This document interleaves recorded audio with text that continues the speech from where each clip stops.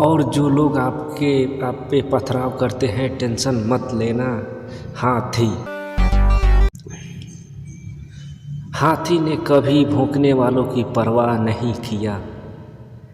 अच्छा देखो किस गांव में एक हाथी आ जाए। मैं उस दिन भी सुन रहा था किसी को, तो गांव भर बड़े बुजुर्गों जो बुजुर्ग लोग रहते थे हाथ जोड़कर खड़े हो जाएंगे। जय हो गणेश जी महाराज। एक सज्जन मुझसे बोले कि गांव और शहर में क्या फ़र्क है। मैंने बोले कि गांव में हाथी को लोग गणेश जी कहते हैं और शहर में गणेश जी को हाथी कहते हैं, तो बहुत बड़ी बात नहीं है। मुझे नहीं लगता कि हाथी के सिवा दूसरा पशु ऐसा जिसमें आगे इतने हाथ जोड़े जाते हैं, मुझे नहीं लगता। लेकिन एक दूसरी विडंबना है कि जितने हाथ जोड़े जाते हैं वो और किसी के नहीं जोड़े जाते, और जितने भी भौंकने वाले पीछे लगे रहते हैं किसी को और नहीं लगे रहते। गलत तो नहीं कह रहे हैं ना। जितने हाथ जोड़ने वाले इसके सामने खड़े रहते हैं उतना किसी और के नहीं, और जितने भी भौंकने वाले इसके पीछे लगे रहते हैं किसी और के नहीं लगे रहते। गलत तो नहीं कह रहे हैं ना आपसे। जितने हाथ जोड़ने वाले इसके सामने खड़े रहते हैं उतना किसी और के नहीं, और जितने भौंकने वाले इसके पीछे लगे रहते हैं किसी और के नहीं।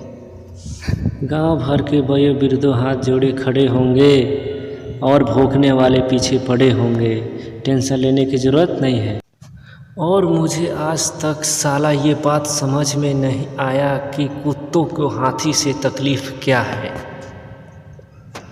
हमको कुत्तों की बात में समझ नहीं आती, उनसे हमारी भी नहीं आती।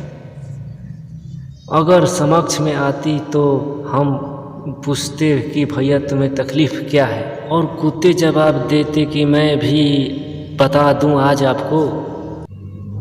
कुत्ते बोले हमें हाथी से कोई तकलीफ़ नहीं है, तो फिर भौंकते क्यों हो। बोले एक ही बात बोलते हैं, हमें इसके आगे हाथ जोड़े हुए जो लोग खड़े हैं वही सहन नहीं हो रहे हैं। सही बात है।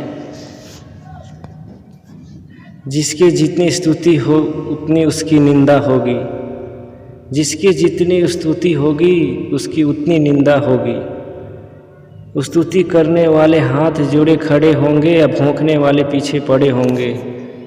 तो घबराने की ज़रूरत नहीं है कि अगर लोग आपके ताना मारे, टेंशन दें। आप अपना मस्त आगे आगे चलो। लेकिन दिक्कत क्या है,